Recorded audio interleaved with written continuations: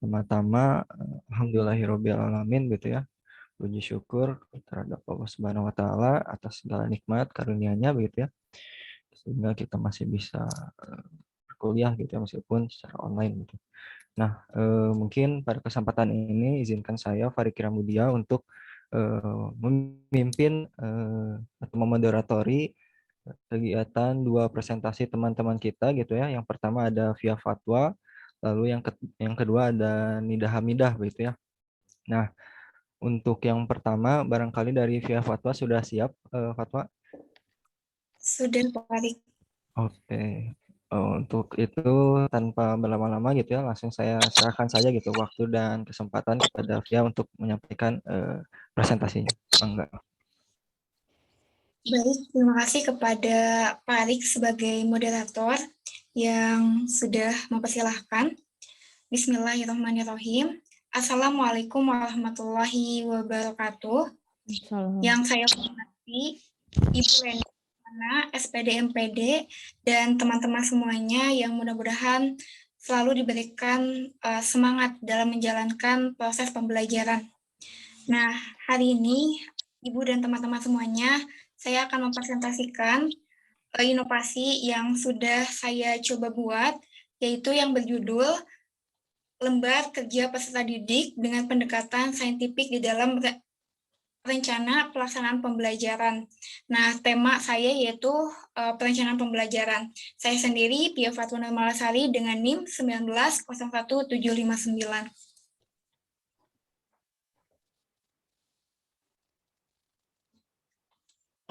Slide selanjutnya.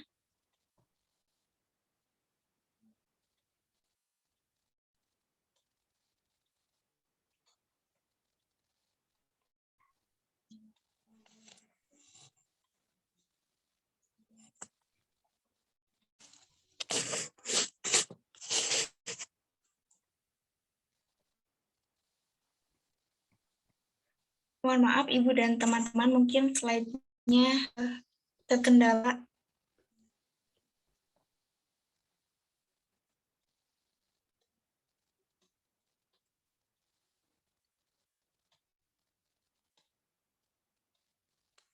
Nah, di sini kenapa saya mengambil inovasi tersebut gitu ya.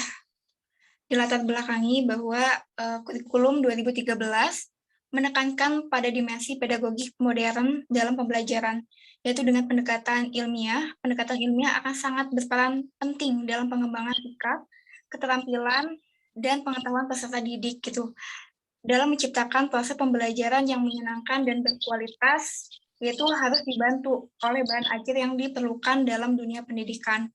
Nah, pengembangan bahan ajar lembar kerja peserta didik sangat diperlukan untuk mempermudah pencapaian tujuan pembelajaran yang diharapkan.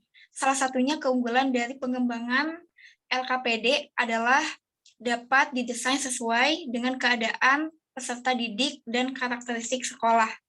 Nah, sehingga pengembangan lembar kerja peserta didik ini diperkirakan mampu meningkatkan hasil belajar dan aktivitas belajar peserta didik dengan cara dipandu dengan kaidah-kaidah pendekatan saintifik. Nah, dari hal tersebut, maka saya sangat tertarik untuk menuangkan ide atau inovasi saya, yaitu lembar kerja peserta didik dengan pendekatan saintifik di dalam FPP. Nah, diharapkan dapat meningkatkan keaktifan dan motivasi peserta didik dalam proses pembelajaran sehingga tujuan dan pembelajaran bisa tercapai.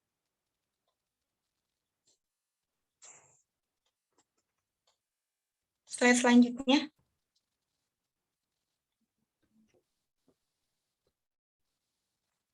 Nah, di sini secara saya ungkapkan lagi bahwa bentuk inovasinya itu lembar kerja peserta didik dengan pendekatan saintifik ini sebuah inovasi dari pengembangan FPP gitu.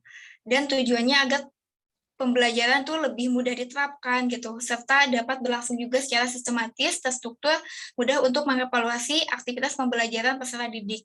Nah, LKPD ini didesain lebih menarik agar menyesuaikan dengan kebutuhan peserta didik. Nah, kan kalau misalnya dalam RPP biasanya kan bentuk lembar kerja peserta didiknya tuh yang sering kita jumpa itu misalnya seperti yang pada umumnya gitu. Nah, mungkin slide selanjutnya.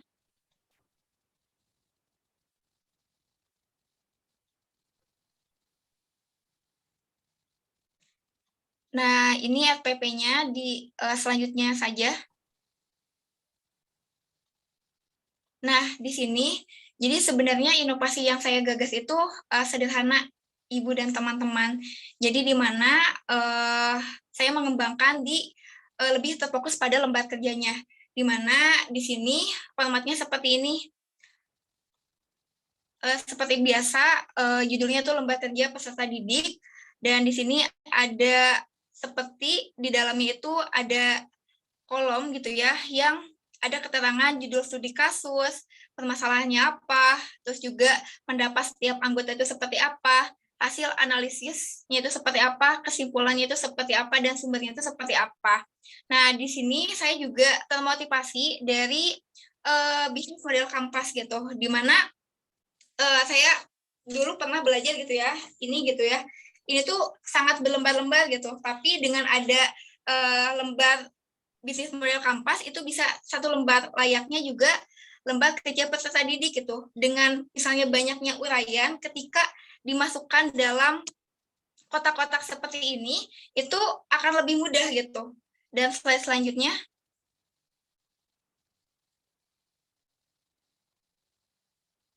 Nah, di sini saya akan menyebutkan gitu ya kekurangan dan kelebihannya.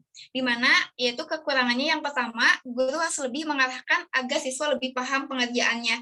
Karena kan biasanya yang kita temukan itu seperti pada umumnya gitu ya, langsung gitu ya, siswa menuliskan pada lembar kerja yang misalnya ke bawah seperti itu gitu. Tapi di sini kan baru otomatis guru itu harus mengarahkan agar tidak ada miskonsepsi gitu antara guru dan peserta didik.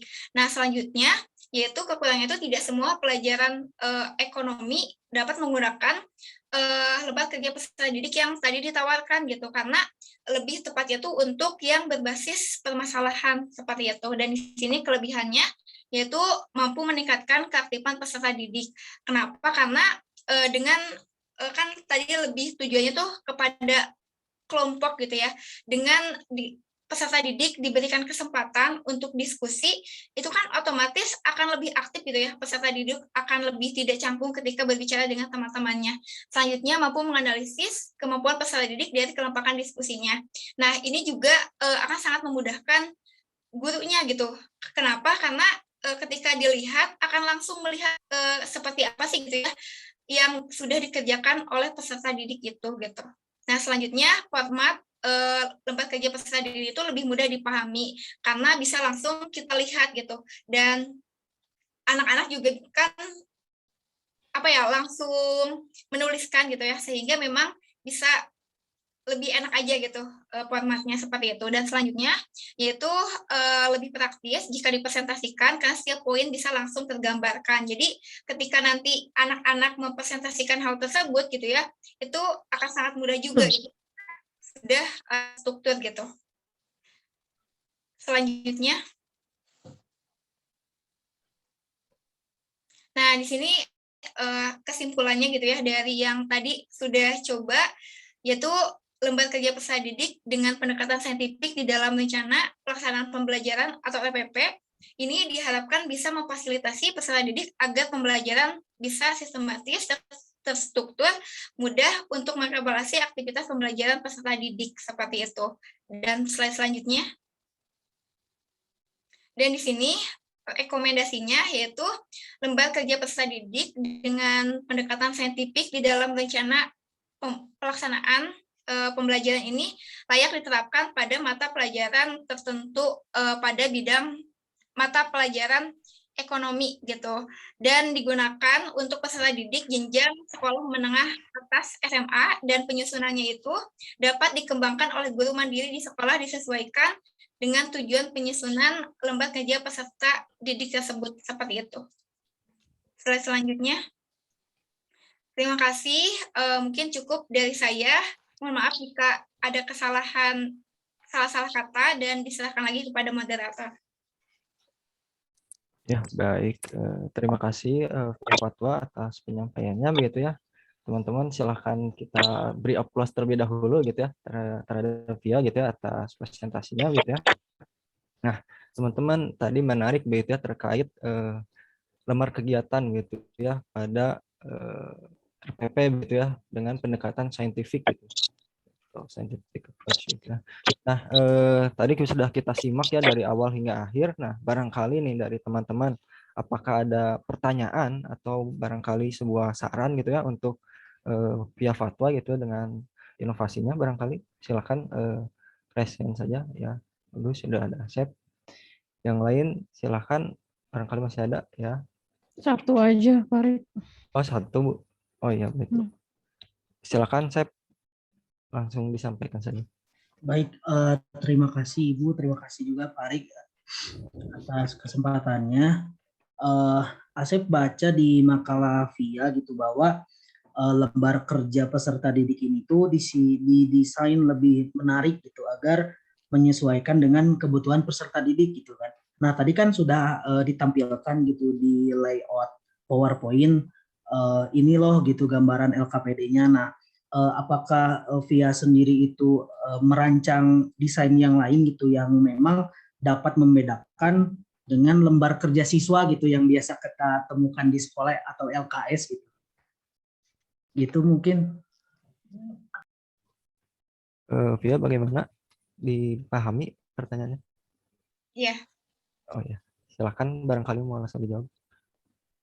Baik, mungkin terima kasih kepada Asep yang sudah bertanya gitu ya. Tadi Asep tuh sudah bertanya gitu ya, apakah ada perkembangan sebenarnya ketika Patwa cari-cari gitu ya, bentuk lembar kerja peserta didik seperti itu tuh Patwa belum menemukan gitu ya. Entah mungkin Patwa yang masih kurang gitu ya dalam melihat lembar kerja peserta didik, entah misalnya memang belum ada gitu yang menggunakan kotak-kotak dan di situ juga apa sih gitu ya instruksinya yang harus siswa kerjakan seperti itu.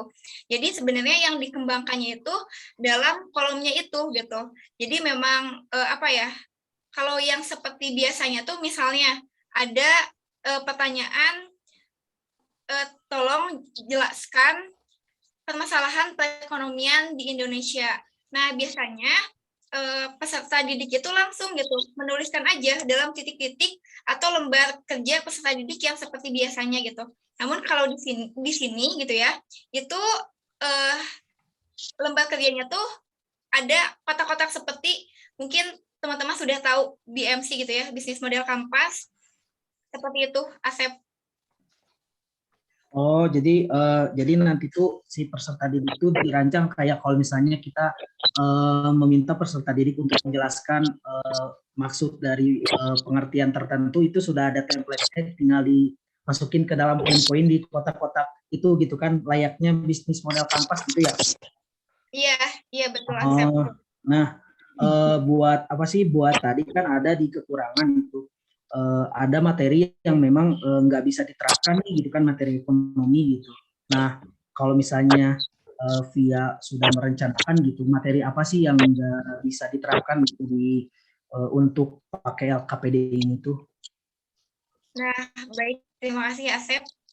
Tadi sudah tercantum juga tapi belum terjelaskan gitu ya, bahwa contohnya itu yang bisa dimasukkan dalam lembar kerja peserta didik ini tuh salah satu subbab mata pelajaran ekonominya itu adalah pembangunan permasalahan ekonomi seperti itu. Jadi itu kan sebuah permasalahan gitu ya, dan di mana nanti ada studi kasus anak-anak juga bisa lebih mendiskusikan seperti itu.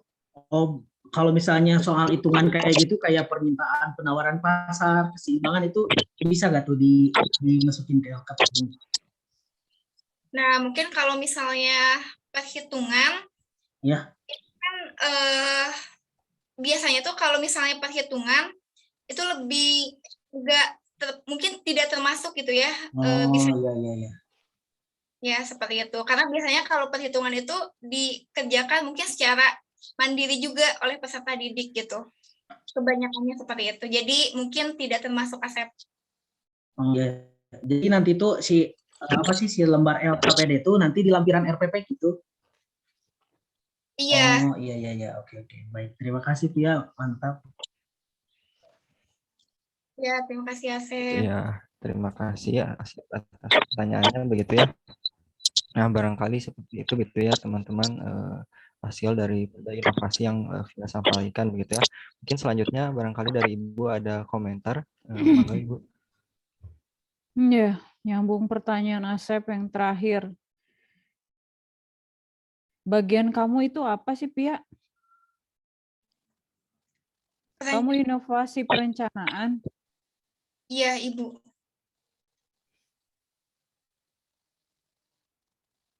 Nyambung dari pertanyaan Asep tadi. Jadi ini untuk lampiran. Iya, kalau gitu tugas kamu belum terpenuhi. Kamu kan harus buat inovasinya di perencanaan, bukan di lampiran perencanaan.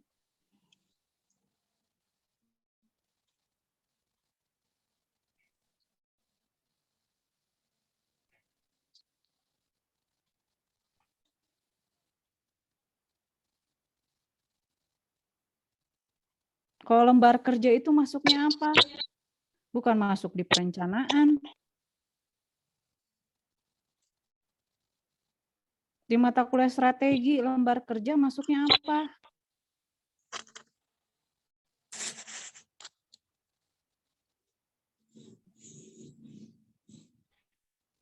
Bahan ajar, Ibu. Bukan perencanaan.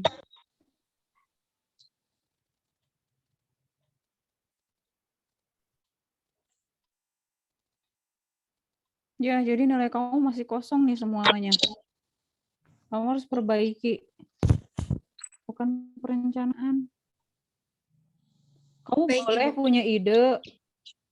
Kamu boleh punya ide kamu yang berbeda. Lembar kerjanya dengan mengadop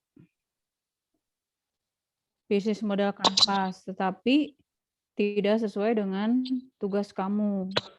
Ya. Bahan ajar itu salah satu apa? Salah satu bagian dari apa? Kalau dalam pembelajaran fungsinya bahan ajar sebagai apa? Pelengkap, Ibu.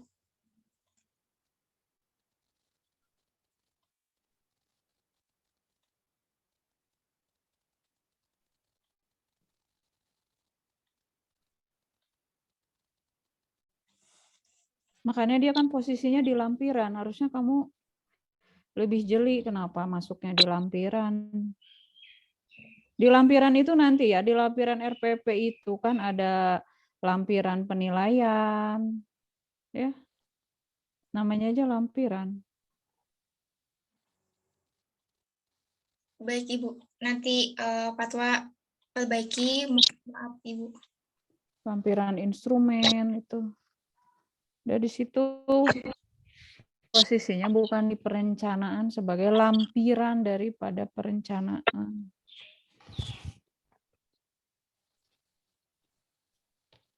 Oke, silakan Tarik dilanjut. Ya, baik Bu. Ya, seperti itu ya, teman-teman, semangat juga untuk fatwa gitu ya. Nah, berikutnya kita lanjutkan gitu ya kepada presentasi sesi kedua yang akan disampaikan oleh Saudari Nida Hamidah gitu ya dengan tajuknya inovasi penilaian pembelajaran berupa interactive assessment tools melalui website sekolah gitu ya. Nah, barangkali sudah ada ya Nida Hamidahnya. Untuk itu waktu dan kesempatan saya persilakan. Iya, baik. Izin share screen dulu.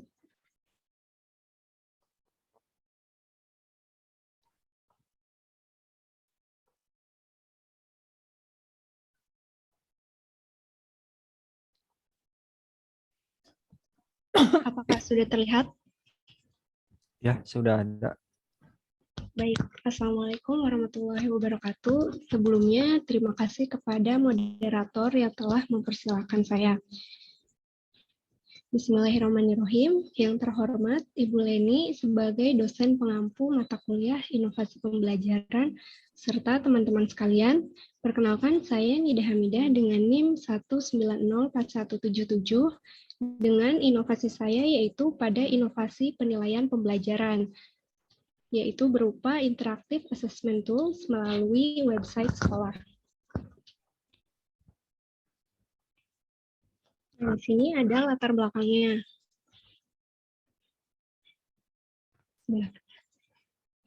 Dalam pelaksanaannya, menurut Dasmalinda pada tahun 2020, guru masih memiliki kesulitan dalam memberikan penilaian dan menggunakan instrumen penilaian. Beberapa kesulitannya diantaranya, yang pertama itu rendahnya keterampilan guru dalam membuat instrumen penilaian, yang kedua waktu yang terbatas, yang ketiga pola pikir guru yang menganggap bahwa penilaian aspek kognitif sudah cukup.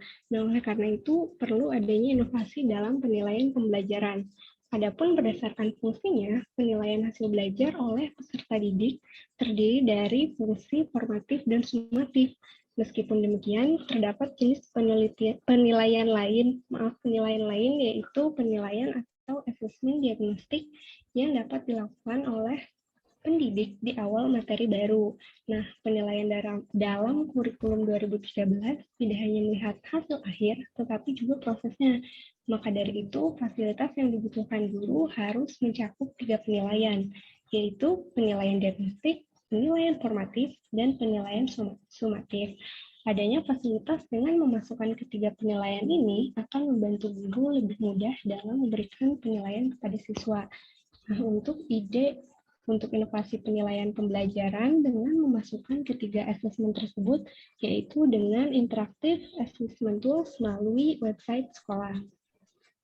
Adapun bentuk inovasinya, inovasi penilaian pembelajaran yang dibuat dalam bentuk komponen yang ada di dalam website sekolah dengan ditambahkan penilaian atau asesmen.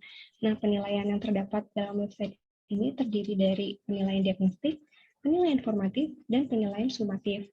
Yang pertama ada penilaian diagnostik. Penilaian ini dilakukan pada awal materi baru. Tujuannya untuk melihat apa yang sudah diketahui siswa mengenai materi tersebut. Kemudian ada penilaian formatif, bertujuan untuk menangkap pembelajaran dalam proses untuk mengidentifikasi kesenjangan, kesalahpahaman, dan pemahaman yang berkembang sebelum penilaian sumatif. Nah, yang ketiga, penilaian sumatif. Penilaian sumatif ini digunakan di akhir proses pembelajaran untuk mengevaluasi pembelajaran siswa terhadap beberapa standar atau tolak ukur, biasanya dinilai berupa angka. Nah, di sini ada prototipenya. Yang pertama itu siswa masuk ke website sekolahnya dengan memasukkan username dan password. Kemudian mengklik mulai. Lalu selanjutnya ini adalah sesuai KD-nya, yaitu pada mata pelajaran ekonomi. Di sini KD contohnya itu 3.8 dan 4.8 pada kelas 10 mata pelajaran ekonomi, yaitu perkoperasian dalam perekonomian Indonesia. Nah, jika diklik, di sini ada PD dan PF. PD di sini penilaian diagnostik dan PF itu penilaian formatif. Yang pertama ada PD. Di sini guru dapat memasukkan gambar yang bersangkutan dengan materi. Seperti di sini contohnya ada sebuah gambar dan ada tulisan apa yang kalian lihat dari gambar di atas. Nah, siswa bisa menuliskannya melalui kolom yang tersedia. Kemudian selanjutnya ada penilaian formatif. Nah, di sini saya merencanakan ada 4, yaitu yang pertama ada kuis, kemudian ada peta konsep, ada Madipoint, dan ada Keybox. Yang pertama ini ada kuis, yaitu seperti kuis pada umumnya. Di sini guru bisa membuat latihan soal berupa pilihan ganda terkait materi yang diajarkan.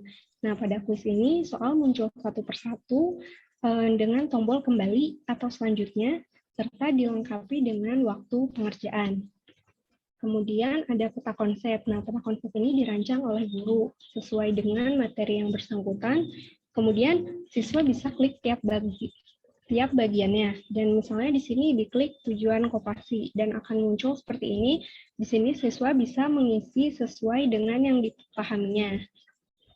Selanjutnya ada Madipoint. Nah, Madipoint ini adalah poin yang paling belum jelas, yang siswa belum pahami atau merasa kesulitan memahaminya. Nah, di sini siswa bisa menuliskan bagian dari materi apa yang belum dipahami berupa poin. Kemudian ada key box. Key box ini question box. Jadi di sini siswa bisa menuliskan pertanyaan-pertanyaan terkait materi yang bersangkutan yang tidak sempat ditanyakan di kelas, misalnya seperti waktunya sudah habis, atau malu untuk bertanya di kelas, atau juga sebelumnya belum terpikirkan pertanyaan tersebut. Nah, untuk Madi Point dan key box ini, guru dapat menggunakannya untuk melihat bagian dari materi yang belum dipahami siswa dan bisa dijelaskan pada pertemuan berikutnya. Nah, dari penilaian formatif ini, guru dapat membuat soal atau penilaian sumatif dengan mempertimbangkan tingkat kesulitan sesuai dari yang ada pada penilaian formatif. Nah, penilaian sumatif ini dilakukan pada akhir pembelajaran atau terdiri dari seluruh KD. Di sini contoh untuk KD yang tadi, yaitu mengenai koperasi. Adapun kelebihan dari inovasi ini, yang pertama, penilaian yang dilakukan tidak hanya untuk hasil akhir saja, tetapi tiap prosesnya dilakukan penilaian, sehingga seluruhnya terintegrasi. Kemudian, website akan merekam hal-hal yang ada di dalamnya, memudahkan guru untuk mengetahui apa yang menjadi kesulitan siswa, serta menentukan langkah selanjutnya harus dilakukan. Nah, adapun kelemahannya itu untuk menerapkan interactive assessment tools di website untuk sekolah ini, mungkin hanya bisa diterapkan di sekolah-sekolah yang memiliki konektivitas terhadap internet tinggi, termasuk guru dan siswa yang menggunakannya. Nah, selanjutnya ada kesimpulan. Inovasi penilaian pembelajaran berupa interactive assessment tools melalui website sekolah dengan 3 penilaian yang saling terintegrasi memberikan penawaran fitur yang dapat digunakan guru dalam memahami pemahaman siswa sehingga dapat merencanakan langkah pembelajaran selanjutnya sebelum dilakukannya penilaian sumatif pada akhir pembelajaran. Nah, rekomendasinya, inovasi penilaian pembelajaran berupa interaktif assessment tools melalui website sekolah ini dapat digunakan untuk seluruh jenjang pendidikan dan seluruh mata pelajaran, tetapi disesuaikan dengan kebutuhannya. Terima kasih. Mungkin sekian yang dapat saya sampaikan. Saya kembalikan kepada moderator. Ya, baik. Terima kasih Nida, begitu ya, atas penyampaian hasil inovasinya, begitu ya, melalui presentasi tadi ya. Kita aplaus dulu teman-teman buat Nida ya. Nah, tadi sudah kita simak bersama-sama gitu ya, dan menarik nih ya, interactive assessment tools ini gitu ya, banyak sekali fitur-fitur atau toolsnya itu gitu ya, tadi disebutkan ada Keybox dan macam-macam lah gitu ya melalui website sekolah ini gitu ya. Nah, barangkali dari teman-teman nih ada yang ingin ditanyakan atau barangkali ingin memberikan saran untuk menyempurnakan dan memperbaiki hasil penyampaiannya begitu ya, silahkan ditanyakan saja gitu ya melalui dengan cara raise hand dulu begitu, enggak? Ya, Fadil boleh dong. Baik. Terima kasih atas presentasinya, Nida. Saya ingin bertanya nih. Tadi saya perhatikannya kan ada tes di awal dan di tengah-tengah ya, ada sumatif dan formatif dan diagnostik. Jadi saya perhatikan apakah serupa dengan tes dengan pretest dan posttest yang walaupun tidak selalu diadakan oleh setiap guru, tapi serupa ya fungsinya. Jadi saya ingin tahu inovasinya di sini yang paling membedakan itu apa ya kira-kira? Apakah penggunaan teknologinya? Dan jika iya, apa keunggulan dari kebedaannya atau kekhususannya dari inovasi ini? Begitu. Karena saya rasa yang paling berbeda itu penggunaan teknologinya, bukan konsepsinya itu sendiri. Takutnya saya ada yang kelewatan gitu. Baik, Dil. Terima kasih atas pertanyaan, Dil. Dari Nida, apakah dipahami atau bagaimana? Ya, dipahami. Silakan, barangkali ingin langsung dijawab. Ya, baik. Terima kasih pertanyaannya untuk Fadil. Jadi, di mana inovasinya gitu ya? Untuk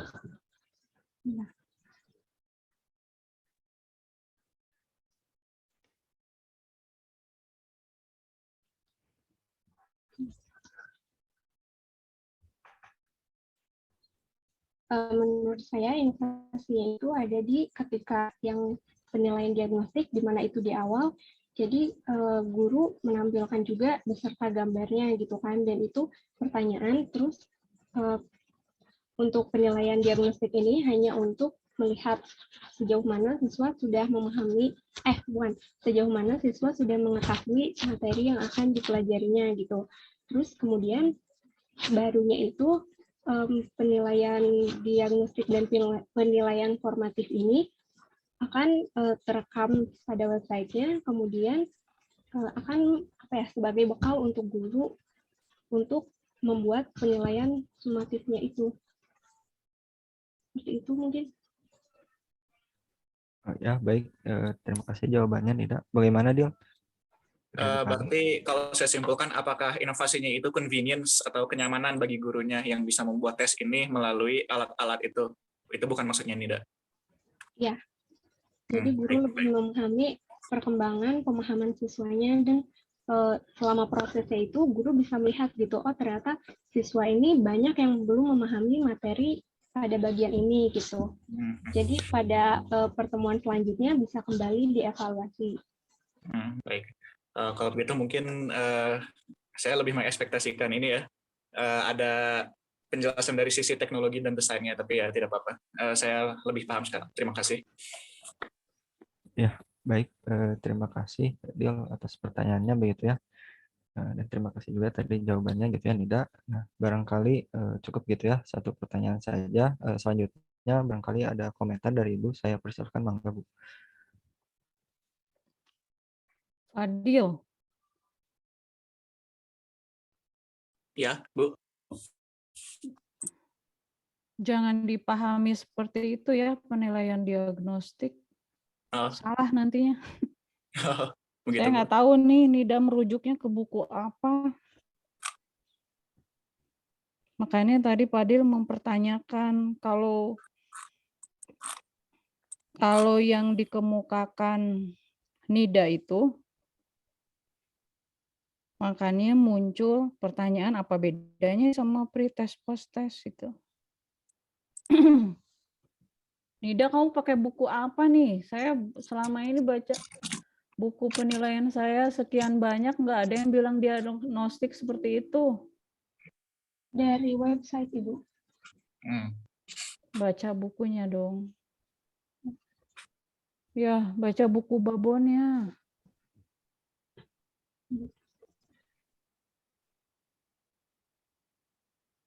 Udah lulus mata kuliah evaluasi, tapi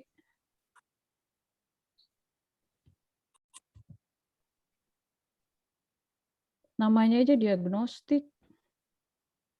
Apa yang didiagnostiknya? Kapan biasanya? Apakah sesering pretest post-test?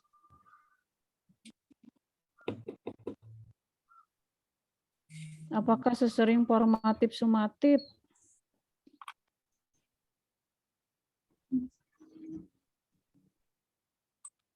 Konsepnya salah ini.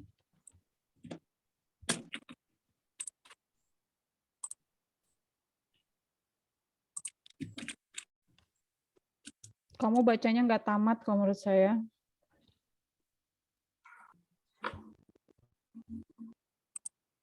Apakah guru sering melakukan? Apakah guru di kita sering melakukan diagnostik ini? No.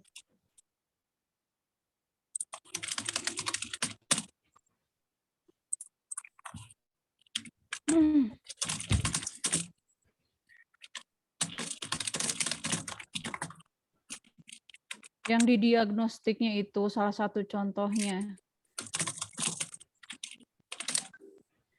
Karakteristik mata pelajaran ekonomi seperti apa sih? Sehingga perlu guru pada awal tahun ajaran melakukan diagnostik.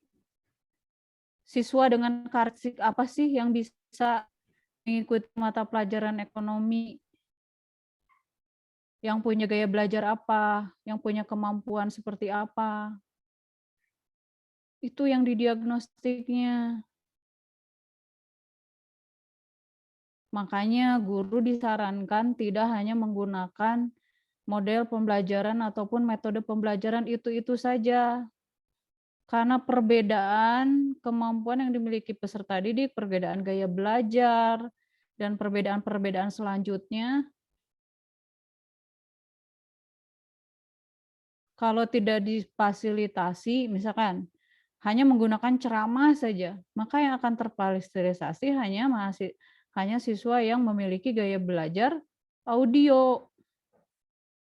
Bagaimana dengan siswa yang memiliki gaya belajar visual, kinestetik, writing? Hal-hal seperti itu yang diagnostik. Kalau yang kamu bilang barusan itu mah pretest. Ya, ingin mengetahui apa yang sudah dipahami sebelum dilakukan pembelajaran dan setelah dilakukan pembelajaran, namanya post-test.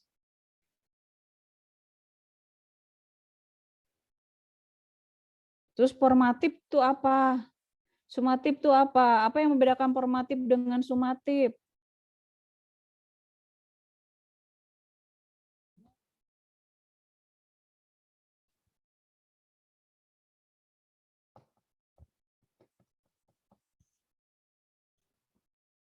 Kamu perbaiki ya, konsepnya aja udah salah. Terus yang kamu maksudkan interaktif adanya di mana sih? Kok muncul interactive assessment? Di penilaian formatif ya Ibu, ada berbagai penilaian yang bisa dipilih oleh guru. Apa itu makna interaktif?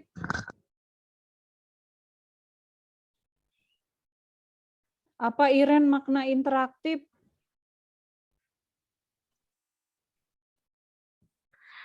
Adanya interaksi antara guru dengan siswa, Bu. Itu kalau dalam pembelajaran, Iren. Kalau dalam assessment,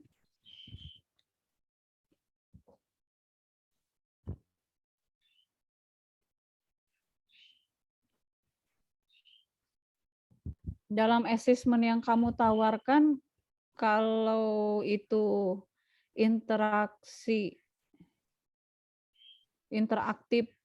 assessment, harusnya seperti apa?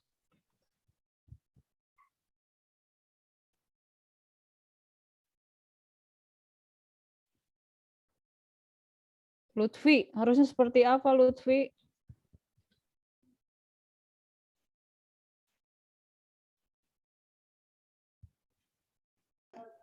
Iya Bu, interaktif assessment Ibu.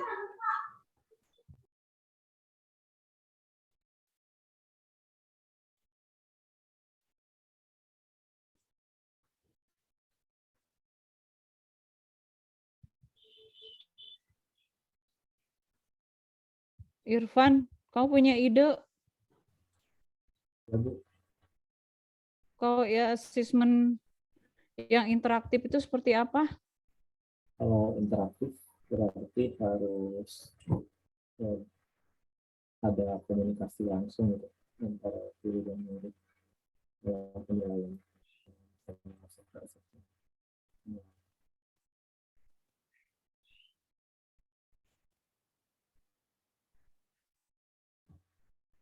Contohnya gimana?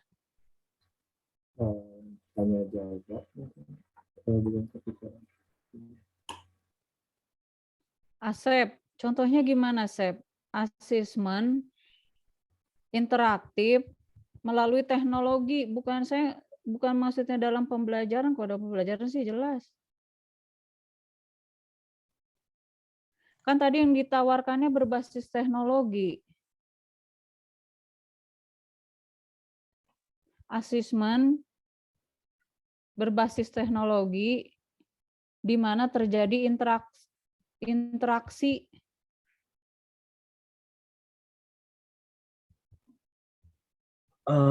Gimana ya Bu ya? Mungkin interaksi yang dimaksud di sana tuh adanya apa ya? Adanya pertanyaan dan juga jawaban siswa sebagai respon, Bu. Kurang ke gambar.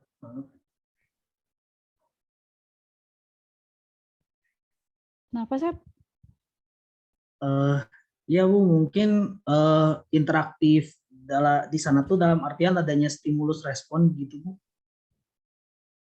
Stimulusnya dalam bentuk pertanyaan dan responnya itu dalam bentuk jawaban siswa gitu. Belum selesai. Oh, Terus kalau namanya interaksi belum selesai.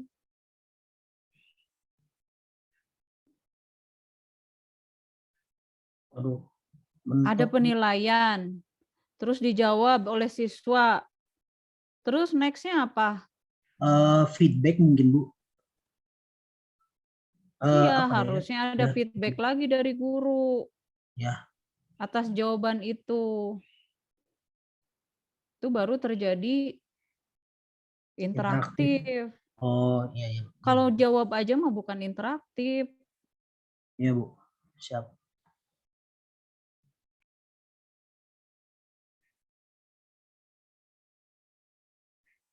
Diperbaiki ya Nida ya. Baik, Ibu. Terutama konsep dasarnya itu loh. Kalau penilaian interaktif dari penilaian diagnostik itu seperti apa? Kalau kamu tetap memunculkan itu, sumatif, formatif. Tadi saya juga surprise gitu. Biasanya kan pretest, post-test gitu. Ini memunculkan diagnostik, sumatif, formatif gitu. Tapi ternyata konsepnya masih harus diluruskan. Oke, terima kasih Nida. Terima kasih Parik yang sudah jadi moderator. Ya Bu, sama-sama.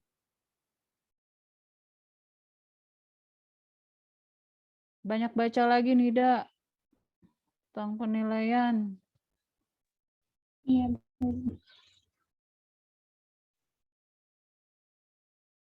Destra, Ya Bu. Destra mah yang tampil. Siapa tadi? Untuk moderatornya yang Ya, Bu. kedua ada dia, Bu.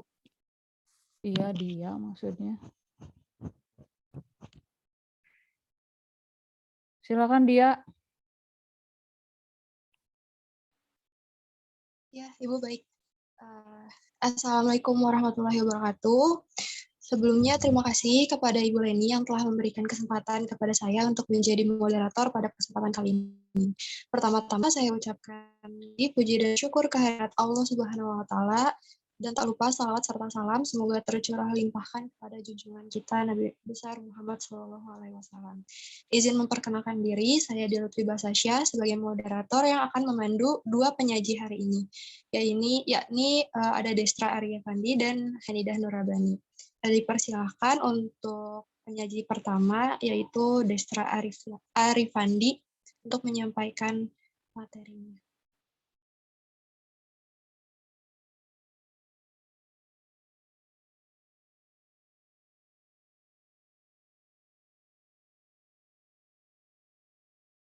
Oke, cek. Suaranya terdengar, moderator? Terdengar. Oke, alhamdulillah. Bismillahirrahmanirrahim. Assalamualaikum warahmatullahi wabarakatuh. Sebelumnya izin memperkenalkan diri kembali. Nama saya Destra Arifandi dengan NIM 1903294. Pada kesempatan kali ini saya akan memaparkan inovasi yang sudah saya buat, yakni mengenai strategi pembelajaran yang berjudul Strategi Pembelajaran Berbasis Masalah dengan Metode Debat Aktif. Oke, seperti yang kita ketahui bersama gitu ya, bahwasannya pembelajaran sendiri tentunya harus berpusat kepada siswa, yang mana sehingga siswa diharapkan lebih aktif dan juga guru diharapkan hanya untuk menjadi fasilitator saja gitu. Namun yang sering terjadi pada saat ini gitu ya, siswa hanya berlaku sebagai objek saja gitu tanpa keterlibatan aktif di dalam pembelajaran. Yang mana hal ini sendiri sejalan dengan penelitian yang dilakukan oleh Puspita pada tahun 2021, yang mana ia menemukan bahwasannya terdapat permasalahan di SMA Negeri 2 Kota Bengkulu, yakni kurangnya kemampuan berpikir kritis siswa yang dikarenakan oleh kurang variatifnya guru dalam mengajar, dan juga guru terlalu dominan dalam menggunakan metode ceramah, sehingga pembelajaran menjadi membosankan. Nah, adapun gitu ya, kondisi ini tentu saja menunjukkan masih adanya kekurangan dalam penggunaan strategi maupun metode.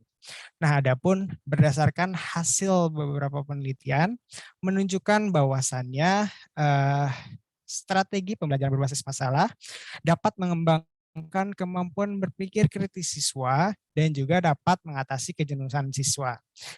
Adapun salah satu inovasi strategi pembelajaran yang dapat digunakan untuk mengatasi kebosanan siswa, melatih siswa dalam berpikir kritis, serta membuat siswa menjadi lebih interaktif dalam pembelajaran, yakni dengan metode debat aktif.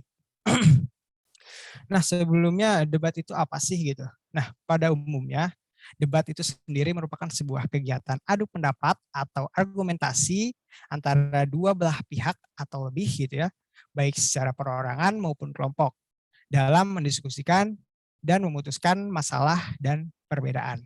Nah, namun gitu ya, yang sering saya temukan di sini dalam pembelajaran, biasanya guru itu hanya membagi siswa ke dalam dua kelompok, yang mana biasanya kelompok A diadu debatkan dengan kelompok B. Adapun saya pribadi pernah melakukan atau pernah menjadi partisipan dalam kegiatan debat dalam pembelajaran seperti ini. Namun hal yang paling tidak efektif yang saya temukan gitu ya dalam metode debat seperti ini, yakni ketika satu kelas gitu, kemudian dibagi menjadi dua kelompok. Hitunglah pada saat saya SMA dulu gitu ya, yang mana pada saat saya SMA dulu itu muridnya kalau tidak salah 44 orang gitu ya, kemudian dibagi menjadi dua kelompok gitu ya, maka satu kelompoknya itu 22 orang gitu ya. Sedangkan seperti yang kita ketahui bahwa dalam debat itu yang berbicara hanya 1, 3, ataupun 5 orang gitu ya maksimal.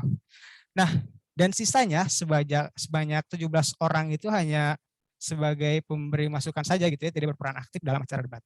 Nah, bahkan gitu ya, pada saat saya SMA dulu, yang sering terjadi gitu ya, hanya ada beberapa orang saja gitu ya, yang lain cenderung acuh dan tidak memperhatikan sama sekali, yang dikarenakan oleh terlalu banyaknya siswa dalam kelompok dan sedikit sulit untuk berpartisipasi.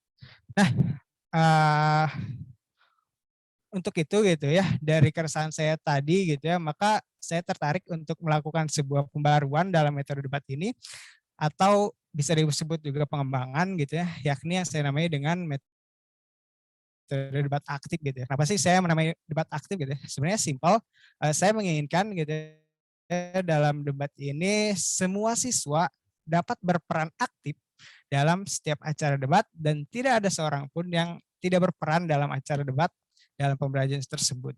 Nah, lalu caranya bagaimana sih untuk membuat semua siswa ini berpartisipasi secara aktif gitu ya? Nah, saya sendiri gitu ya berpikir tentang bagaimana jika di kelas tersebut kemudian dibagi menjadi 4 kelompok saja gitu ya.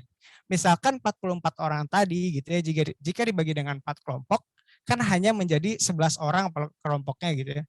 Dan menurut saya, ketika semakin kecil sebuah kelompok, maka akan semakin kecil atau juga kemungkinan untuk tidak berpartisipasi dalam kelompok tersebut. Nah, pasti hal yang timbul dalam benak teman-teman sekalian gitu ya, kan berdebat itu kan hanya ada tim oposisi dan juga tim afirmasi saja gitu ya, atau hanya kelompok A dan kelompok B saja. Lalu bagaimana sih dengan kelompok lain, kelompok C dan D gitu ya? Apakah menunggu di luar kelas gitu? Tidak gitu ya. Nah, untuk itu gitu ya, untuk mengatasi permasalahan dua kelompok tadi gitu ya, maka siswa akan saya bagi gitu ya menjadi 4 tim. Tidak hanya tim oposisi dan tim afirmasi saja.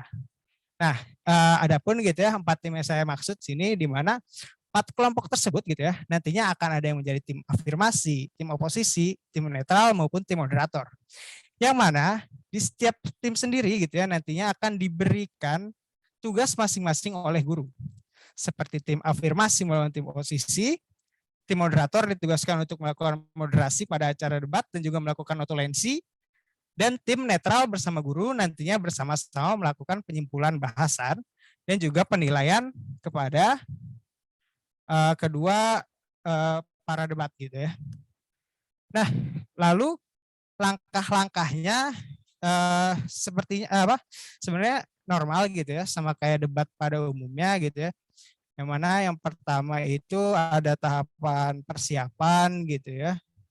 Yang mana bisa teman-teman lihat ya, mulai dari pengkondisian kelas, pembagian kelompok, dan juga pembacaan mosi. Nah, adapun gitu ya, yang saya ambil contohnya gitu di sini, saya mengambil pada KD 4.2 yaitu kan hasil temuan permasalahan pertumbuhan ekonomi dan pembangunan ekonomi serta cara mengatasinya. Kemudian guru bisa mengangkat isu topik yang terkini gitu ya mengenai kebijakan pemindahan ibu kota gitu ya. Nah, lalu langkah yang kedua berdebat gitu ya kelompok tim afirmasi seperti biasa melakukan pandangannya gimana, terus tim posisi bagaimana, nah lalu dilakukan debat gitu ya. Nah kemudian penutupan gitu ya. Nah adapun yang berbeda di sini gitu ya, yakni penutupan gitu. Biasanya itu penutupan hanya dilakukan oleh guru gitu, yang mana guru hanya guru yang menyimpulkan gitu ya. Nah, di sini saya mengajak tim netral gitu ya untuk ikutan menyimpulkan, dan juga tim netral bersama guru melakukan penilaian kepada para debat agar penilaian itu bisa lebih objektif gitu ya. Nah, lalu di akhir debatnya gitu ya, guru memberikan kesimpulan pada debat itu. Nah, tentu saja gitu ya, ketika debat ini dilakukan satu kali gitu ya, maka kasihan gitu ya kepada tim netral dan juga tim moderator gitu ya, tidak bisa mengeluarkan pikiran-pikiran berpikir kritisnya gitu ya. Nah maka dari itu saya membuat 3 sesi gitu ya, agar seluruh siswa dapat memiliki atau dapat dinilai secara seimbang oleh guru gitu ya. Nah, adapun pembagian sesinya bisa teman-teman lihat ya, yang dimana pada sesi 1 kelompok 1 melawan kelompok 2, kelompok 3 menjadi netral dan juga 4 moderator dan lain sebagainya. Nah, adapun gitu ya, setelah saya membaca dan juga setelah saya mendalami gitu ya, saya mendapatkan 6 kelebihan dari penggunaan debat aktif ini gitu ya. Yang pertama tentu saja akan menciptakan suasana pembelajaran yang berbeda dan lebih menarik dan juga menyenangkan. Yang kedua membuat siswa lebih aktif dan juga dapat berpikir kritis tentu saja. Yang ketiga meningkatkan semangat dan juga minat belajar siswa. Yang keempat pemahaman siswa terhadap materi akan lebih berkesan dan dapat lebih diingat oleh para siswa. Yang kelima mengaktifkan kemampuan bernalar siswa. Dan yang keenam melatih kemampuan berkomunikasi siswa. Nah, adapun tentu saja gitu ya, dari setiap inovasi tidak lepas dari yang namanya kekurangan. Nah, adapun kekurangan atau kelemahan yang bisa saya cantumkan gitu ya, ada 4. Yang pertama tentu saja akan memakan waktu yang cukup lama untuk mengkondisikan kelasnya. Yang kedua, proses pembelajaran harus dilakukan dengan matang gitu ya. Yang ketiga, suasana kelas mungkin tidak akan kondusif gitu ya. Dan yang keempat, materi debat bisa saja melenceng gitu ya, karena sesuai dengan tim yang sedang berdebat. Nah, mungkin adapun gitu ya, selanjutnya yaitu ada kesimpulan dan saran. Kesimpulan yang saya ambil gitu ya, yakni bahwa strategi pembelajaran berbasis masalah sendiri dapat diartikan sebagai rangkaian aktivitas pembelajaran yang menekankan kepada proses penyelesaian masalah yang dihadapi secara ilmiah. Adapun inovasi strategi pembelajaran berbasis masalah yakni pada metode gitu ya. Nah, metode yang dimaksud yakni metode debat. Nah, metode debat sendiri merupakan strategi pembelajaran yang dapat mengaktifkan kemampuan beranalis siswa dan juga berbicara siswa melalui suasana debat yang konstruktif. Nah, adapun saran yang bisa saya berikan yakni dengan dikembangkannya metode debat menjadi debat aktif gitu ya, diharapkan para peserta didik dapat lebih berpartisipasi dalam kegiatan pembelajaran dan juga diharapkan pembelajaran yang dilakukan di kelas dapat menambah semangat belajar siswa, berpikir kreatif siswa, serta bertambah kemampuan siswa baik dari segi kognitif, afektif maupun psikomotor. Ya, mungkin segitu yang bisa saya sampaikan. Selanjutnya saya akan kembalikan ke moderator. Ya, baik. Terima kasih Destra telah menyajikan materinya, yaitu mengenai inovasi strategi pembelajaran berbasis masalah dengan metode berdebat online. Nah, barangkali ada yang ingin bertanya, boleh dipersilakan untuk bertanya dengan meraih hand terlebih dahulu. Ya, di sini ada Salma Tiara dan Auliani Sandra Fitri Amara. Dipersilakan untuk Salma Tiara dulu untuk bertanya. Ya, terima kasih moderator. Izin bertanya. Menurut aku gitu strategi ini mungkin ada lagi kekurangannya, yaitu bisa menimbulkan rasa saling menjatuhkan antar teman gitu ya. apalagi dari tim afirmasi oposisi. Yang ingin ditanyakan itu, ada nggak sih karakter siswa yang cocok diterapkan dalam metode debat aktif ini, yang secara nggak langsung bisa mengatasi kekurangan tadi, yang dimana kekurangannya itu nambah bisa menimbulkan rasa saling menjatuhkan antar teman. Terima kasih. Langsung dijawab aja. Ya, terima kasih Salma atas pertanyaannya. Silakan boleh dijawab. Ya, terima kasih Salma atas pertanyaan yang luar biasa gitu ya. Menurut saya pribadi gitu ya, mungkin karakteristik yang cocok untuk siswa yang menjatuhkan gitu ya, agar tidak menjatuhkan mungkin ya. Mungkin karakter siswa yang memang si kelasnya itu udah solid gitu. Jadi kayak apa ya? Kayak si siswanya tuh sudah solid gitu antar satu teman dengan teman yang lain. Jadi tidak ada saling menjatuhkan gitu ibaratnya, kayak ya udah debat aja di itu. Jadi cuma gitu-gitu doang lah. Itu Sal.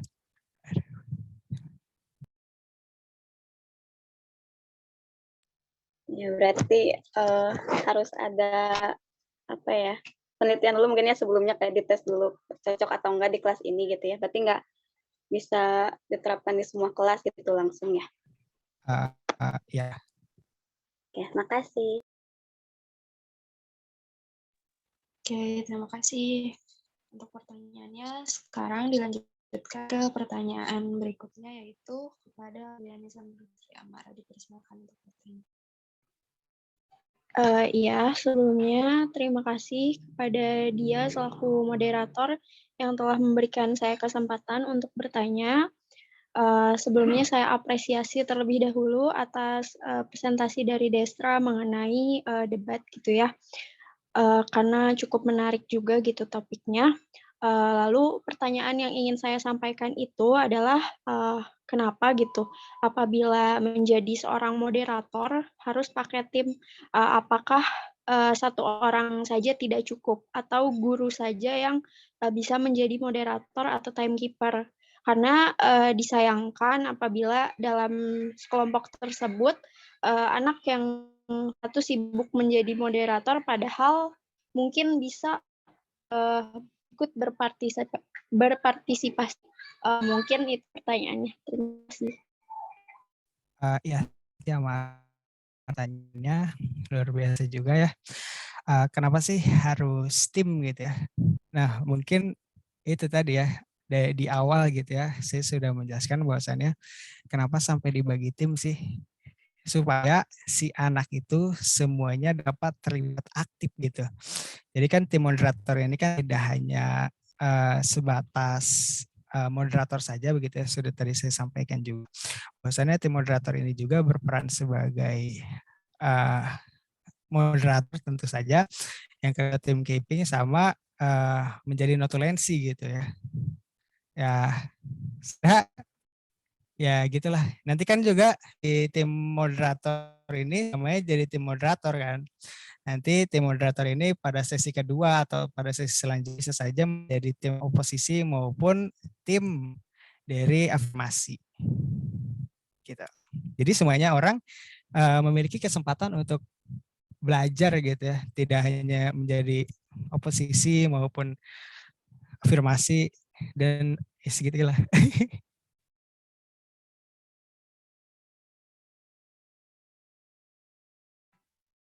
Oke, Destra.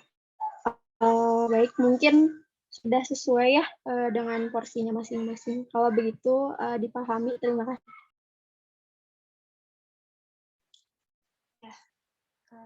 Terima kasih kepada para penanya yang sudah memberikan yang cukup luar biasa bagus ya pada penyaji. Mungkin dipersilakan kepada Ibu Ani untuk menanggapi.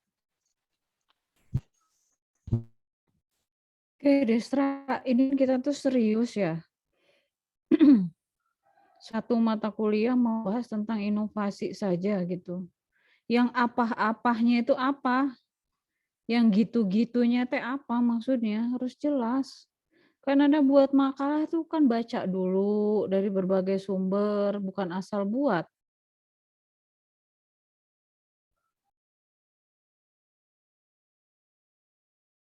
Tadi di akhir jawaban Anda ke penanya pertama, Anda bilang, ya gitu aja. Ya gitu aja teh apa?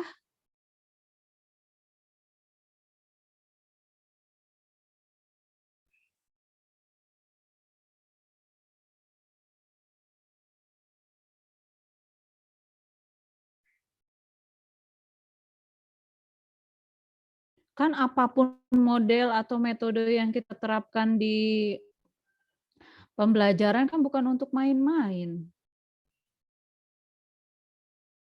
Barusan nih saya sebelum mata kuliah ini, saya mata kuliah strategi.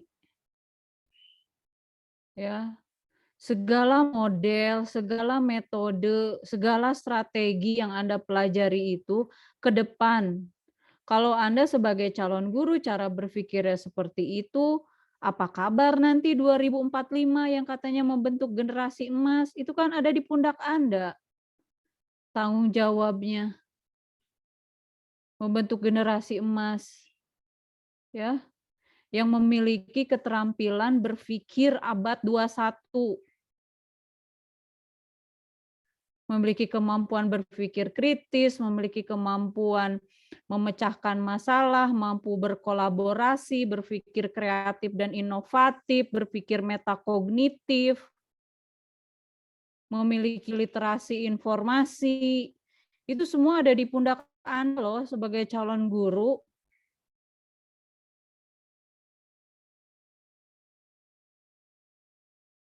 Masa baru dikasih pertanyaan, apakah metode debat tidak akan menimbulkan saling menjatuhkan?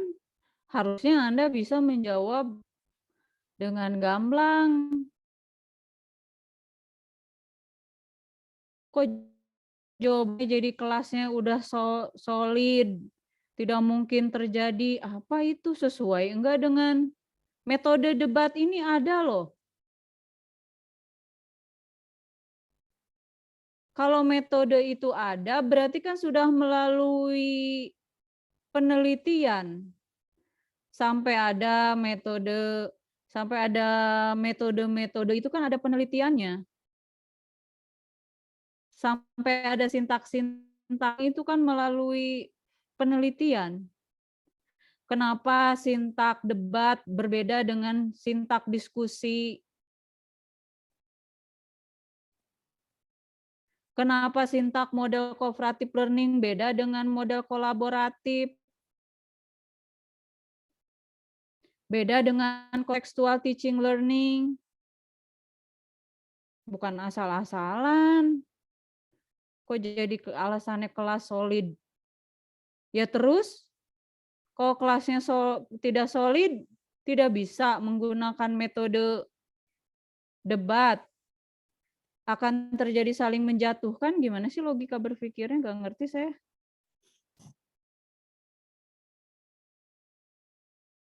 Ini forum ilmiah loh, mata kuliah.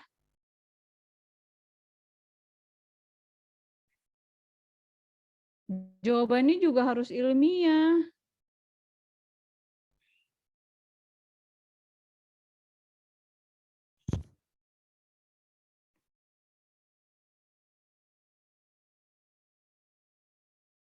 Saya belum bertanya loh, kenapa teori apa yang mendasari bahwa Anda menggabungkan antara strategi berbasis masalah dengan debat. Debatnya yang mana? Metode debat dasarnya teori apa? Strategi berbasis masalah, dasar teorinya apa? Bisa digabungkan tidak? Kalau digabungkan jadinya seperti apa? Kan harusnya muncul sintak yang baru.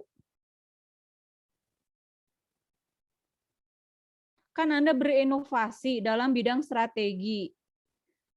Ya. Pakar dulu sudah menciptakan sintak daripada strategi pembelajaran berbasis masalah. Pakar yang lainnya menciptakan sintak dari metode debat. Lalu Anda menggabungkan, terus jadinya seperti apa? Dasar teori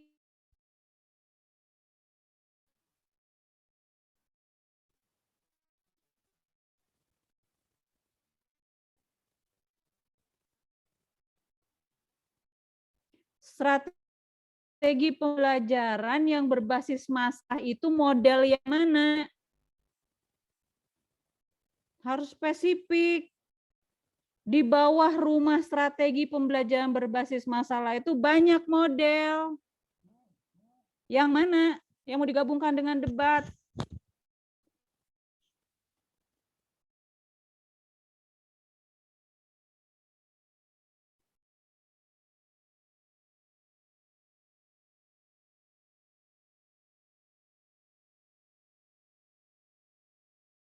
Debatnya teknik yang mana? Kan ada macam-macam debat.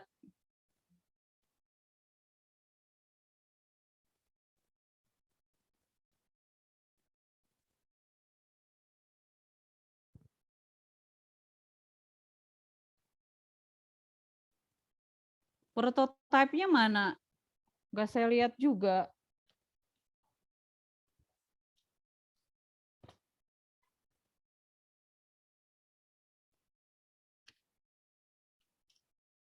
Silakan dia dilanjutkan. Banyak PR kamu tuh. Bukan kelas solid, tidak solid. Jawab dengan ilmiah. Banyak baca. Ini udah penampilan terakhir loh, udah berapa minggu.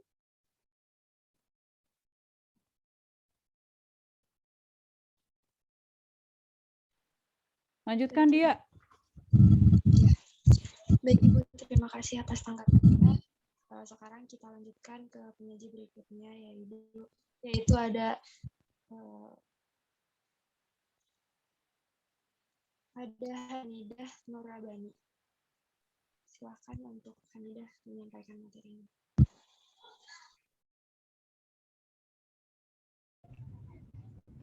Bismillahirrahmanirrahim. Assalamualaikum warahmatullahi wabarakatuh. Perkenalkan, nama saya Hanidah Nurabani. Di sini saya akan memaparkan terkait inovasi media pembelajaran saya, yaitu berbentuk ular tangga digital. Boleh selanjutnya?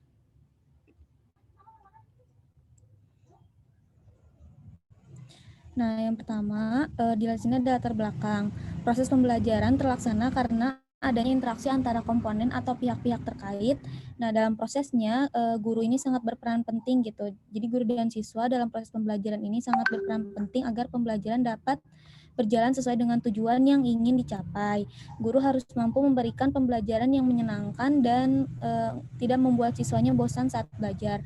Kemudian hal yang dapat dilakukannya yaitu menggunakan media yang bervariasi gitu, sehingga dapat menimbulkan semangat siswa dalam belajar. Nah, pembelajaran ini akan lebih menarik jika media pembelajaran tersebut benar-benar disiapkan untuk memenuhi kebutuhan dan kemampuan siswanya, sehingga siswanya juga dapat berpartisipasi aktif dalam proses belajar mengajar.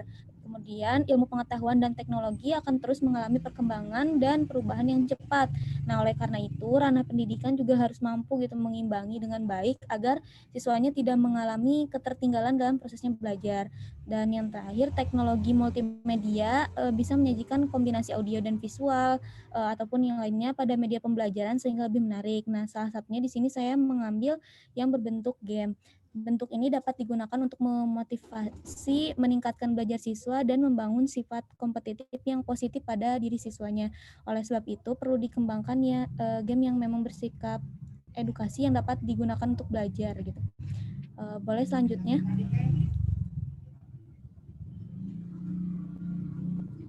Nah, bentuk inovasi yang saya gunakan adalah ular tangga digital.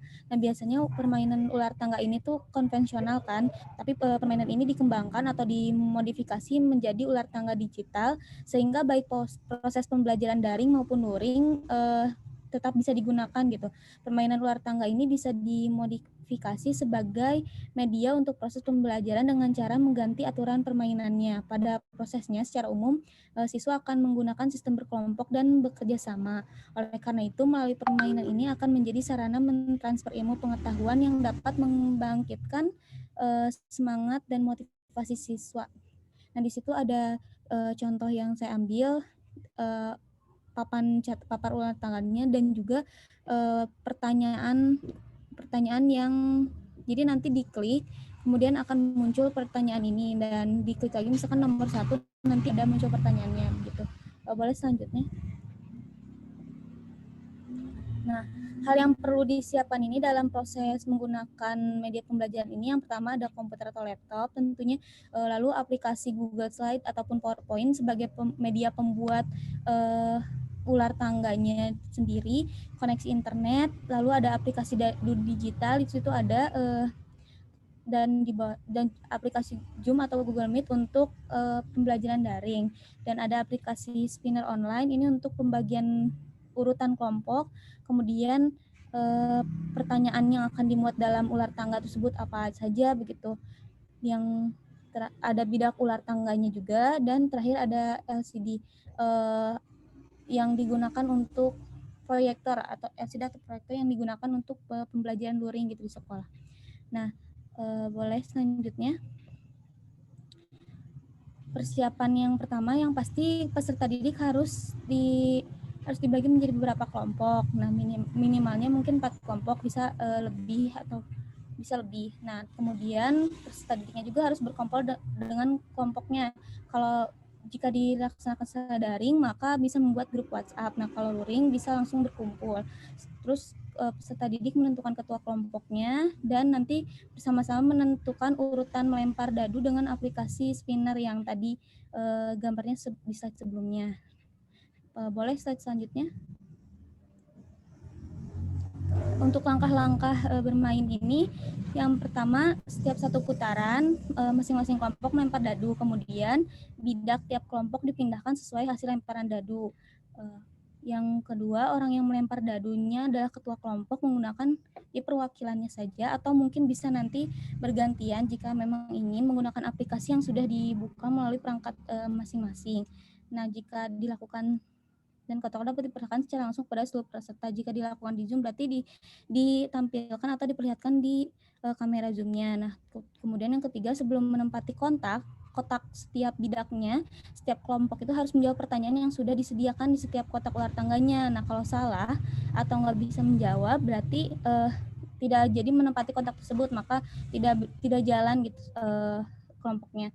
Kemudian sebelum menjawab pertanyaan, kelompoknya dipersilakan untuk berdiskusi mencari jawabannya. Diberi waktu misalnya 5 atau 2-5 menit.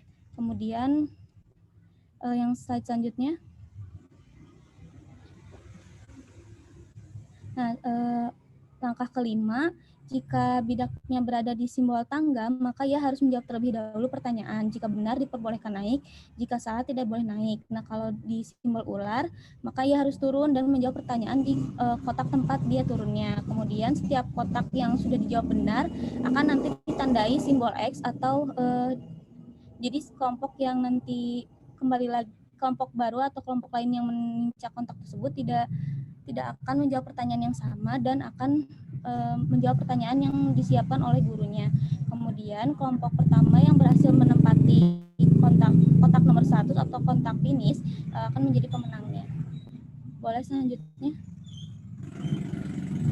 Nah, di sini ada kelebihan dari media pembelajaran ini. Yang pertama, peserta didik itu dapat belajar sambil bermain, sehingga pembelajarannya akan berlangsung dengan menyenangkan dan penuh tantangan gitu, dan tidak membuat peserta didik juga bosan dalam belajar.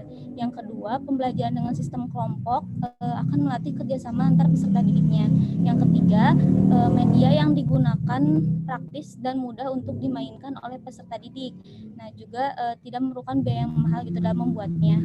Hanya mungkin membutuhkan ketelitian saja dari guru yang untuk membuatnya. selanjutnya. Yang keempat, media ular tangga ini sangat efektif untuk digunakan dalam pembelajaran apapun. Nah, salah satunya pembelajaran ekonomi. Yang kelima, sangat efektif digunakan untuk mengulang pelajaran yang telah diberikan maupun pelajaran yang akan diberikan, gitu, pelajaran baru yang akan diberikan. Nah, yang keenam, dapat digunakan dalam jangka waktu yang lama karena atau berulang misalnya di kelas yang lain atau beda mata pelajaran karena tinggal menyesuaikan materi yang akan diajarkan. Nah, kemudian yang ketujuh, memotivasi siswa agar terus belajar melalui pembelajaran yang menyenangkan. Jadi, siswanya tidak terpaku pada lembaran-lembaran buku saja ataupun penjelasan yang dijelaskan oleh guru saja. Boleh selanjutnya? Kelemahan dari inovasi ini yang pertama pasti membutuhkan persiapan yang matang, terutama dalam menyesuaikan konsep materi dan menyusun pertanyaannya itu untuk setiap kotak agar tujuan pembelajarannya dapat tercapai. Nah, yang kedua, jika permainan berlangsung terlalu lama, maka akan menyebabkan beberapa peserta didik mungkin mengalami kebosanan juga gitu. Jika hal itu terjadi, guru harus bisa mengelola agar pembelajarannya tetap berjalan menyenangkan atau bisa mengalokasikan waktunya dengan tepat. Yang ketiga, permainan ini kurang dapat mengembangkan semua materi pelajaran. Misalnya dalam materi hitungan yang cukup rumit gitu, tetapi kalau hitungannya masih terbilang mudah dan bisa cepat dikerjakan, maka masih bisa diterapkan gitu. Yang keempat, kurangnya pemahaman dalam aturan permainan juga akan menimbulkan kericuhan di kelas gitu. Jika dilakukan secara luring, maka guru harus benar-benar menjelaskan secara rinci dan detail gitu. Yang terakhir, jika pembelajaran secara daring, koordinasi di dalam kelompok juga mungkin tidak akan bisa seefektif pembelajaran luring. Gitu. Boleh selanjutnya?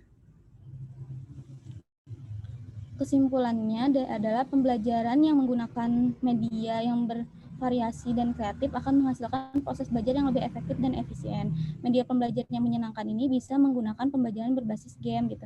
Melalui pembelajaran dengan media ular tangga digital akan lebih memudahkan guru dalam penyampaian pembelajaran dan memudahkan siswa yang menerima materi belajar.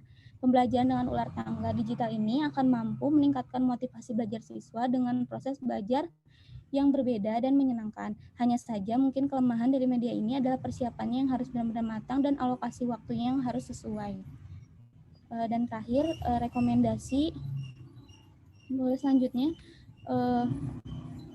Rekomendasinya yang pertama, untuk menambah semangat siswa dalam proses belajar melalui media luar tangga, bisa menambahkan hukuman gitu untuk kelompok yang berada pada urutan akhir. Tadi kan untuk urutan pertama mungkin dia mendapat tambahan nilai ataupun reward hadiah dari gurunya, tapi untuk yang di urutan akhir mungkin bisa di hukuman. Nah, dengan begitu pasti semua kelompoknya juga bakal secara maksimal gitu dalam bermain agar terhindar dari hukuman yang akan diberikan. Terus yang kedua, selain itu guru juga bisa memodifikasi media papan ular tangga ini dengan mengosongkan beberapa kotak menjadi tidak ada pertanyaan, sehingga kelompok yang menginjak tidak akan menerima pernyataan dan berhasil lolos sampai pencapaian. Ini mungkin jadi bonus gitu ya buat beberapa kali permainan. Nah, hal itu bermaksud untuk menambah antusias dan variasi dalam proses pembelajarannya. Yang ketiga, karena menyiapkan media lain seperti PPT, nah karena media ini tidak bisa memuat seluruh materi pembelajaran secara menyeluruh dan hanya bisa dijadikan sebagai media variasi penunjang guru gitu, maka guru memerlukan atau menyiapkan media lain seperti PPT atau video untuk pengenalan awal maupun pengenalan materi yang memang lebih jelas. Nah, terakhir, selain mengosongkan kotak, guru juga bisa memberikan variasi lain seperti menyelipkan pernyataan berupa materi tanpa berbentuk pertanyaan gitu.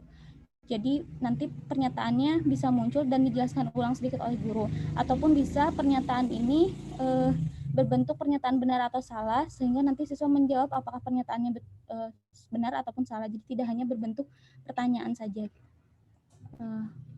Mungkin sekian pemaparan dari saya. Kurang lebihnya mohon maaf. Wassalamualaikum warahmatullahi wabarakatuh.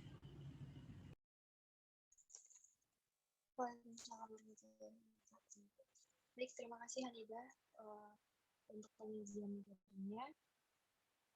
Baik, sekarang akan dibuka sesi tanya jawab. Silakan untuk yang ingin bertanya meraih hand terlebih dahulu.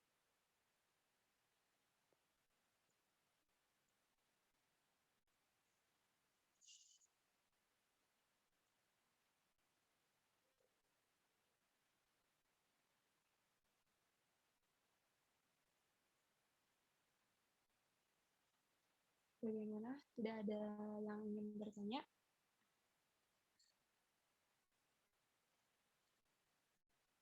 Oke, baik. Di sini sudah ada Zahwa Sabila Nisa yang akan memberikan pertanyaan kepada penyanyi. Silahkan dipersilahkan untuk Zahwa. Izin bertanya untuk Hanidah, apakah di Ular Tangga Digital ini cuma ada pertanyaan saja?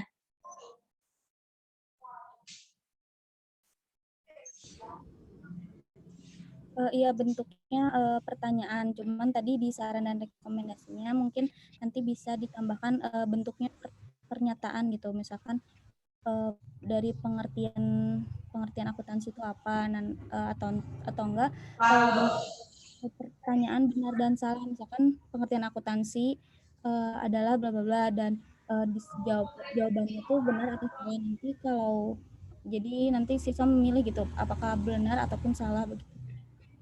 Jadi nggak materi.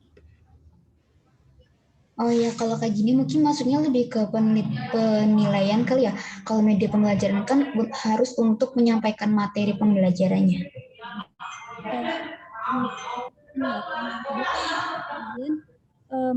Maksudnya penilaian itu kan ada tingkatan soalnya gitu, misalkan soalnya rendah atau itu, tapi kan ini bentuknya lebih ke menyampaikan atau jadi tadi di awalnya sudah dibilang kalau di rekomendasi juga dikatakan bahwa guru juga harus menyiapkan media lain gitu seperti PPT atau video, pengenalan awal dulu materi,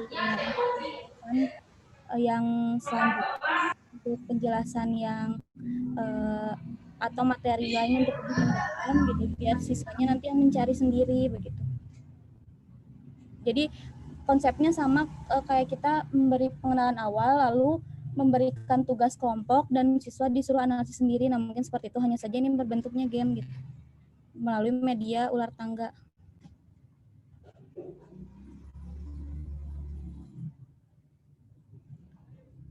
Jelas tidak? Apa suaranya putus-putus? Iya, Hanidah. Sudah, makasih. Makasih juga. Baik, terima kasih untuk pertanyaan dari saudari Zahwa. Barangkali ada yang ingin bertanya lagi, dipersilakan untuk meraise hand terlebih dahulu. Oke, di sini ada Irma Sri Mulyani yang ingin bertanya kepada penyaji. Dipersilakan kepada Irma untuk bertanya. Baik, terima kasih sebelumnya kepada moderator yang sudah mengizinkan saya untuk bertanya. Sebelumnya terdengar jelas tidak suara saya?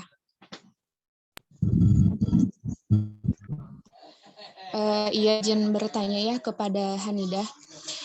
Pernah gak sih terpikir oleh Hanidah gitu kalau banyaknya pembelajaran yang melibatkan game gitu atau permainan ini itu biasanya cuma main tapi diselingi oleh pertanyaan gitu, apakah jadinya akan tidak efektif gitu untuk mencapai tujuan pemahaman dari materi pembelajaran oleh siswa gitu, maupun membuat siswa itu senang atau antusias untuk belajar gitu. Nah kan gak rame gitu ya kalau mau main karena harus tiba-tiba jawab pertanyaan materi. Mau paham materi juga susah gitu karena keseringan gak serius atau kebanyakan ice breaking-nya gitu. Seperti itu, Hanidah, dipahami tidak? Jadi apakah media pembelajaran ini akan efektif gitu siswanya mengerti pembelajaran atau tidak begitu, bukan?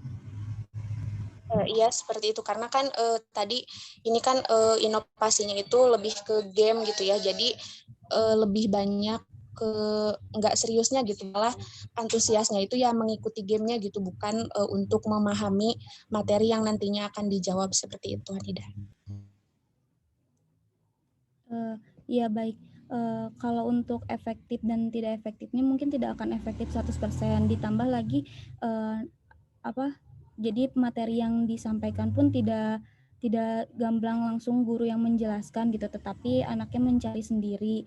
Tapi bisa jadi sebagai media penunjang agar pembelajaran ini memang tidak terlalu membosankan, karena kan tadi juga dikatakan bahwa media pembelajaran ini bukan khusus untuk menyampaikan seluruh materi gitu, bukan digunakan untuk seluruh materi agar siswanya paham, tapi sebagai media penunjang, media inovasi yang membuat kelas tuh lebih menyenangkan gitu.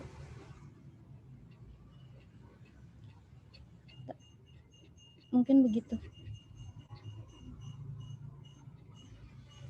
Selain itu juga gurunya juga kan harus dapat mengalokasikan waktunya, karena tadi kalau misalkan memang betul kalau lama-lama juga siswanya juga jadi malas, harus nyari lagi mungkin pertanyaan-pertanyaannya.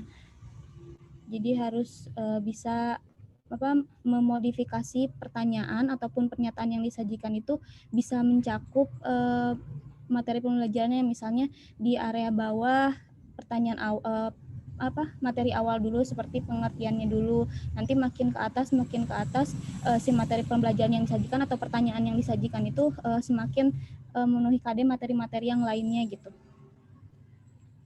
Mungkin seperti itu.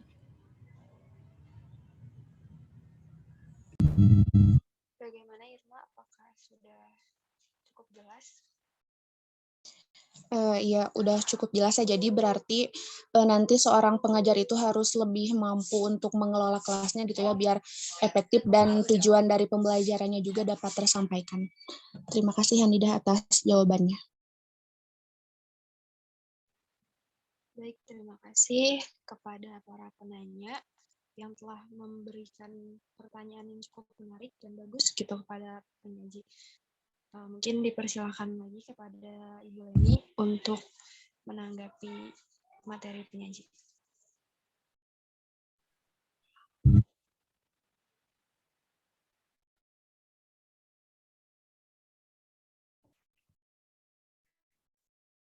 Oke, Hanida.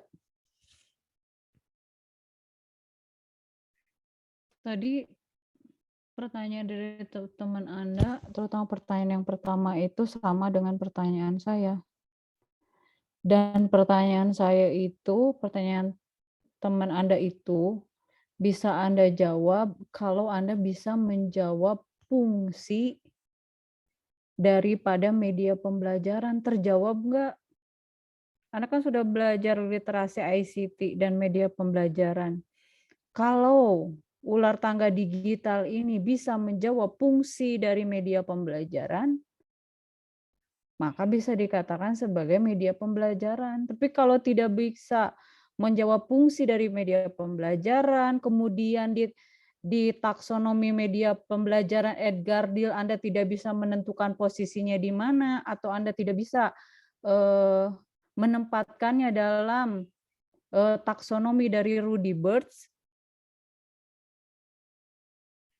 maka inovasi Anda perlu dipertanyakan kembali.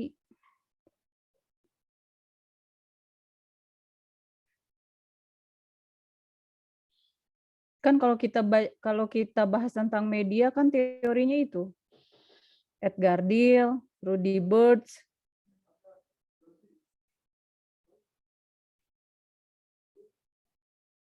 Posisinya ada di mana?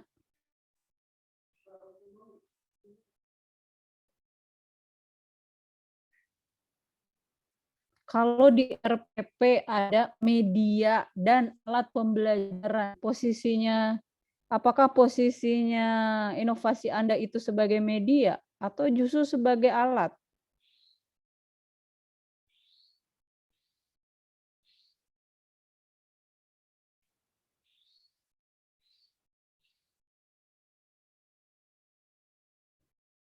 Bisa sebagai media, Ibu. Alasannya? Seperti PPT yang menampilkan materi pembelajaran kan dalam permainan ular tangganya juga menampilkan atau nanti bisa membuat siswa juga mengerti pembelajarannya gitu. Terus di situ juga Kenapa Anda membandingkannya dengan PPT?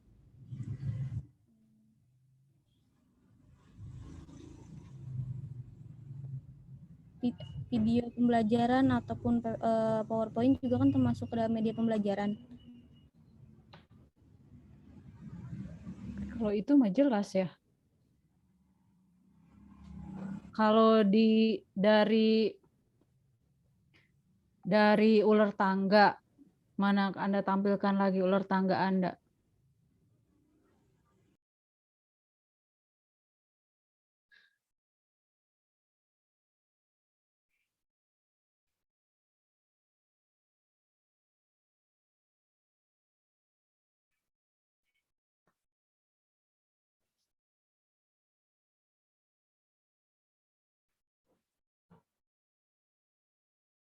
Nah, Anda tampilkan gini ya. Ini kan ya ular tangga Anda ya. Rahmi, ada yang kamu mengerti dengan melihat ular tangga ini? Yang berkaitan dengan mata pelajaran ekonomi? Iya Ibu, apa suara saya terdengar? Ya. Kalau sekilas saya tidak mengerti apa yang sedang dipelajari dari Oke. sini. Sekarang kamu tampilkan PPT kamu yang barusan aja.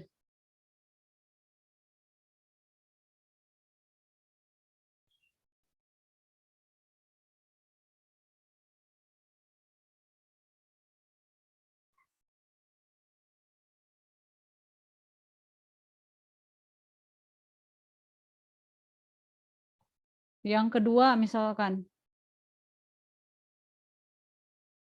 kamu Rahmi mendapatkan pemahaman melihat ini? Iya Ibu, ada teksnya lebih jelas. Kan salah satunya meningkatkan pemahaman fungsi media.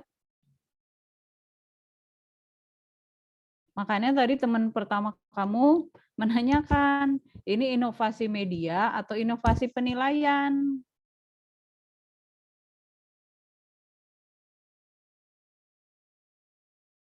Makanya saya lebih setuju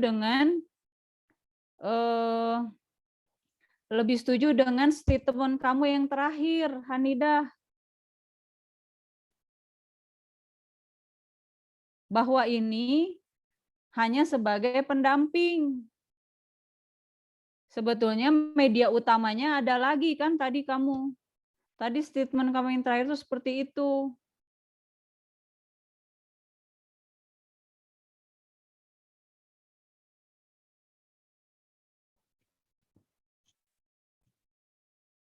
Apakah siswa diberikan video dulu atau siswa diberikan bahan ajar yang lain dulu? Atau diberikan sumber belajar yang lain dulu? Tadi kamu statement kamu yang terakhir sebagai ya, saya sih nggak bisa bilang itu media ya.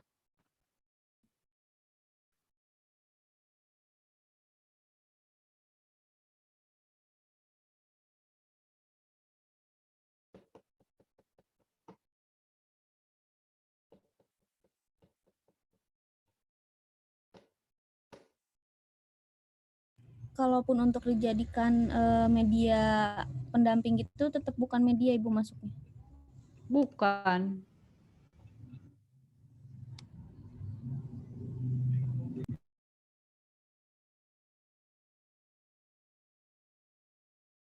Makanya saya bilang tadi di awal, apakah terpenuhi fungsi dari media?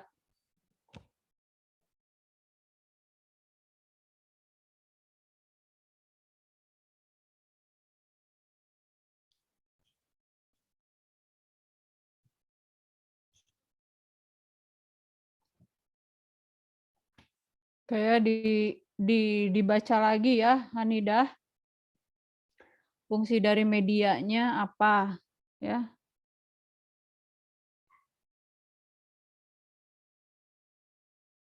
Kan ada yang namanya game based learning.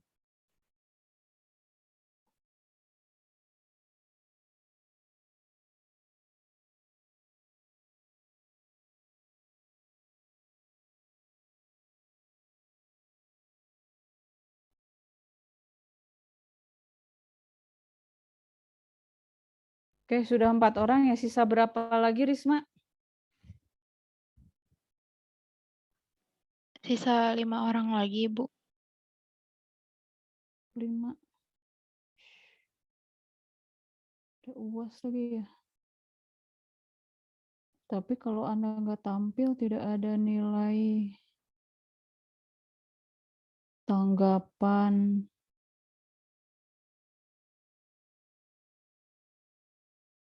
penguasaan materi. Oke, 5 lagi. Berarti Disekaligusin aja Ibu, ya. minggu depan. Ya. Hmm. Untuk yang direvisi ini tadi nggak perlu presentasi lagi kan Bu? Oke, Tidak. langsung ngumpulin aja lagi ya Bu di Google Classroom. Kalau mau mengumpulkan, kalau tidak juga tidak apa-apa. Oke Bu, terima kasih. Oke, saya akhiri ya. Sampai